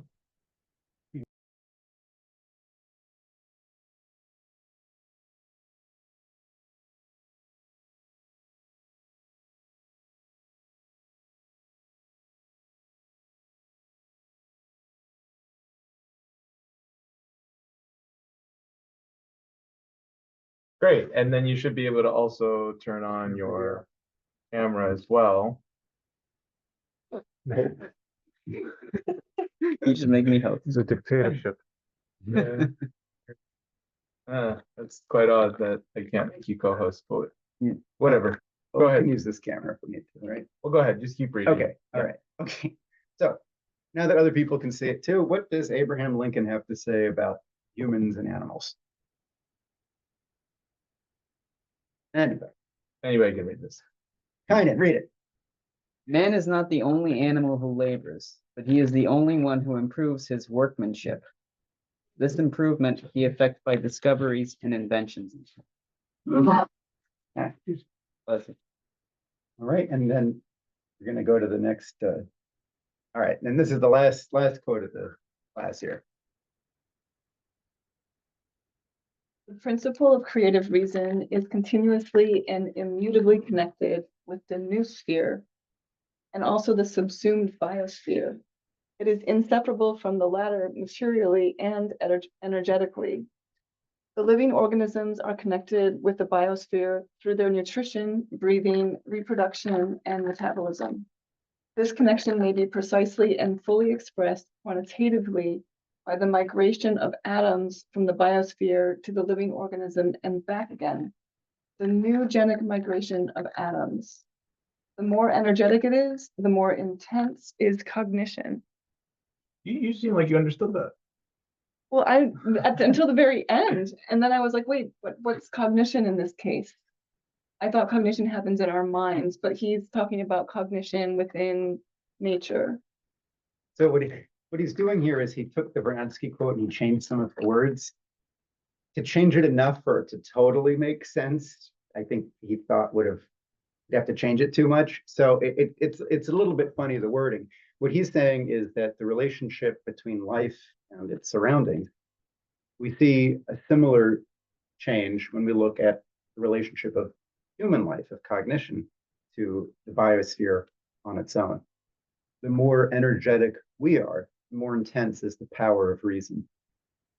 I'm not sure if I missed it. Could you define neogenic? So the noosphere is, Vladimir Vernadsky had the view that there's sort of three different domains of principles or phase spaces. There's the abiotic, the non-living. So, geology, rock formation, volcanoes, all that kind of thing. He says, but then there's something really different about life. We've never created life from non-life. Life has characteristics that non-life does not. For example, if you have two mirror versions of a molecule, life will actually choose one over the other, but non-living processes don't care. It's just one example. Some of the things that he knew, like, okay, life does some things differently. So he said, put that all together, that's the biosphere. What is the impact of the existence of life on the earth? And then he says, well, there's a very specific kind of life that's different. People are different from other forms of life. But if we look at humanity as like a geological force, we could say, what is the noosphere? How is cognition shaping the biosphere, shaping the abiotic? How is irrigation changing the biosphere, turning a desert into an area with plants, for example?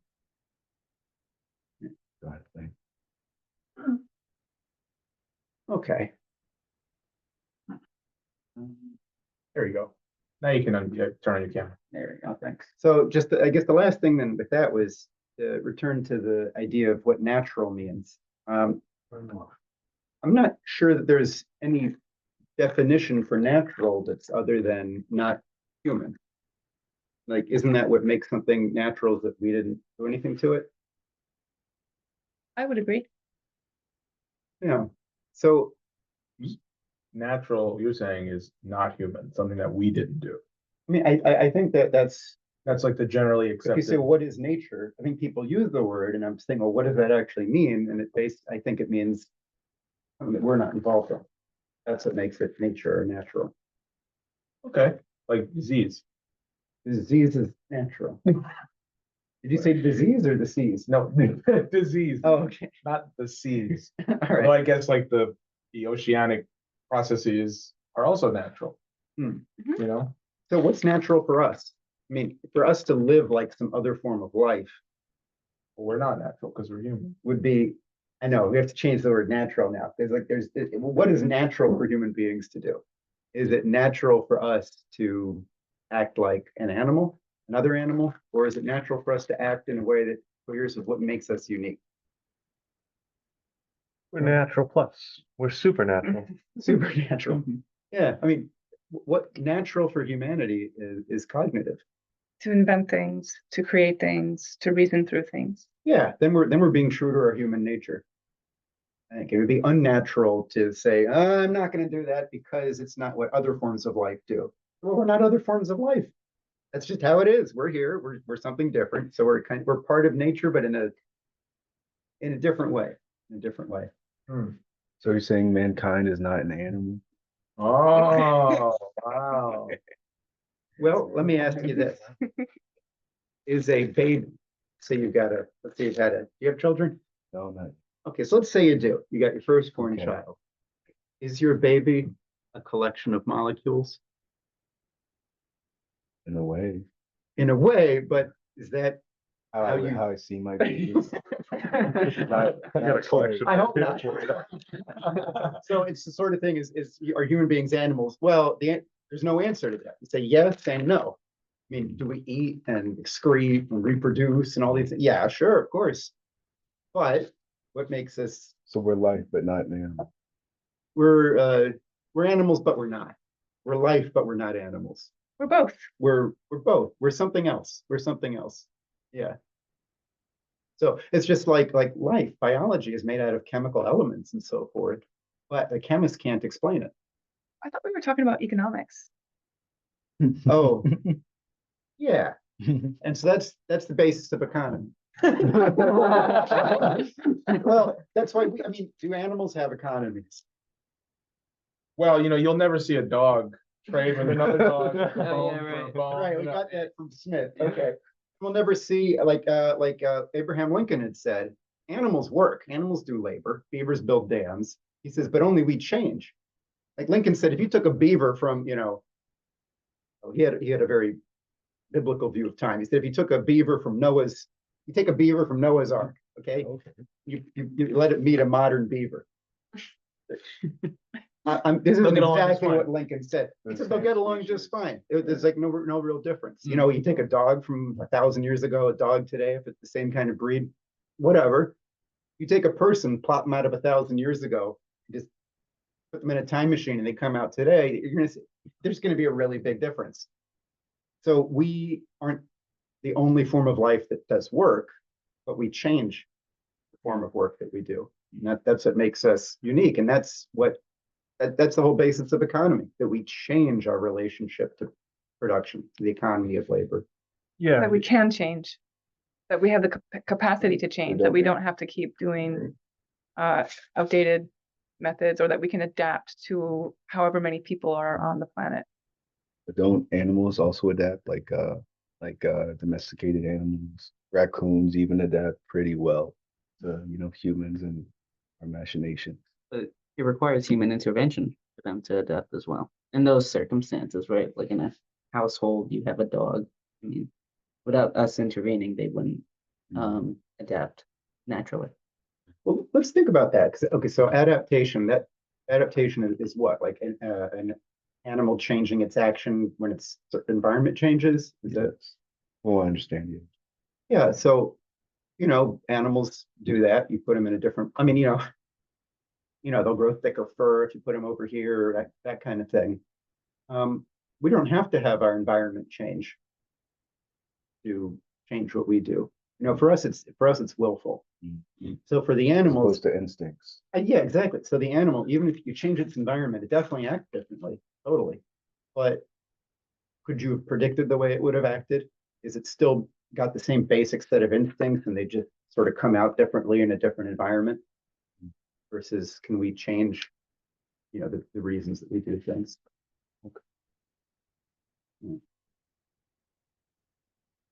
yeah. An animal put in a rotten environment will be pretty vicious. But not all human beings that grow up in rotten environments are vicious, right? Some maybe, but then others, they find a different sort of quality to That's true. develop themselves. You are not your environment. You are not Yeah. your upbringing. I mean, it has an impact, but it's not, doesn't determine everything you do. But what about human beings controlling other human beings? No one makes you feel less than without your consent. That's Lee Hmm. Roosevelt. What do you mean? human beings controlling other human beings. Well, we've had generations of kings and subjects, you know, right? So, like, I think that the people who have, oh, Richard Freeman has raised his hand. Yeah, okay, why not, Rick? Go ahead. Okay, all I was going to say is that mankind doesn't have a fixed environment because we're always changing it. You look what Jason just showed with the railroads. We don't walk just because we have feet. And but the ability to put like a film around the earth, and you call that film technological infrastructure, and you constantly upgrade that film. So our environment is what we make. It's not just like a beaver putting in a dam. That's what a beaver can do, but not much more than that. A beaver will never land a person on the moon nor invent a calendar. So our environment, by taking this idea of potential relative population density, is one through cognitive creativity, which is what Vernadsky is calling the noosphere, is constantly being raised to higher levels. So we don't have a fixed environment, and we don't have a fixed carrying capacity. Thank you, Richard. So we're kind of coming to the end here. It's the last 5 minutes. I hope that I succeeded in this and kind of contrasting. You know, we started by talking about present policy. When Jason and I were conceptualizing this class, we had an idea of like past, present, and future. This was supposed to be like the present section of it, right? You know, so I had posed the question, like all of you, what would you have done in the 1970s if you had seen like this is, you know, that this is the course of the, you know, the way in which the world is going. You have, you know, British and Western interests trying to control resources, control of the governments. What would you do? Well, here we are now. I mean, that's what this campaign is set out to do. You know, as much as, you know, we are there standing up for the people of the Bronx, but it's not just about that. I mean, it's a global vision that we have here. You know, when we talk about dictating quote unquote policy, we're not just talking about what we're going to do for one neighborhood here or there. You can't see things on a neighborhood by neighborhood basis. The only way in which you can help the neighborhood that you care so much about is by instituting policy that affects all human beings. You know, we don't exist in these bubbles. You know, I think I always find it funny when politicians are like, I love the people of New York 16.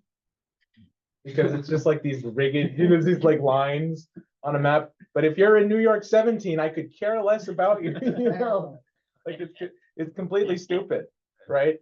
And I think that that is the way in which we have to think when we approach people in the streets, when we approach the quote constituency. We have to approach them from a level of saying that they need to understand that as much as we do. No, they are not just people in the Bronx and the so-called poorest congressional district in the country. And I know that because when I went to the food pantry and I was talking to this lady who had just had, she had open cranial surgery and she shouldn't have been there. The thing on her mind was the Gaza flotilla and how they had stopped the aid to Gaza, you know, and she's there waiting for food herself at a food pantry that's at risk of being shut down. So, you know, people do have this idea of a shared humanity. And people also know that the conditions that they're in, where they're being subjected to poverty, is not natural. You know, that's unnatural, actually. And so I guess I would argue that when we're talking about what is natural, like, would you say that the subjugation of one person to treat another person like a slave, is that natural? No. But it's a human action. Are all human actions natural? Yeah. Go ahead. Well, I mean, it's hard to. It's a compulsion that is, you know, common to human nature. I don't know how to. I wouldn't. That word "natural" is. There's so many of us who don't have the right idea. I don't know. I'm not saying that it's natural. I'm just saying like we're in a bad state. I think everybody here can recognize that there is, even if you can't put your finger on it, you know that there's a right and there's a wrong. And the majority of the people in the United States know that they're being subjected to a very big wrong right now. Yeah. And it's our job to bring them these ideas. And we have to treat people with the respect and dignity that they can understand these ideas. That's why we do these classes. That's why we advertise these classes, because we have to get this into the minds of the people of the world, So anyway, those are just kind of like my 2 cents here. It's already kind of time to wrap up here, but if anyone has any burning questions, either here or in the chat, go ahead, kind of. Oh, I just had a suggestion, but that point about potential relative population density, it would be interesting if we could craft a sheet which shows the effects of a lack of investment in the potential relative population density. Like that example you used of the counties in the United States that don't have facilities for child delivery. I mean, what effect does that have? For example, how many engineers are you losing? How many future scientists are you losing, right? So that's one way of measuring it. I think that would be useful.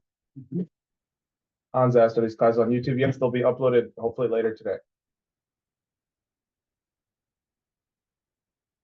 All right, anybody else before we wrap up here? I appreciate that. That was a very good last minute question Hans asked there. Are these going to be available on YouTube? Yes. Like, share, subscribe. Like, share, subscribe. I got a note here. Howdy from Houston. 7 people here watching. Awesome. Oh. Great. Nice. Stand up. All right. Okay.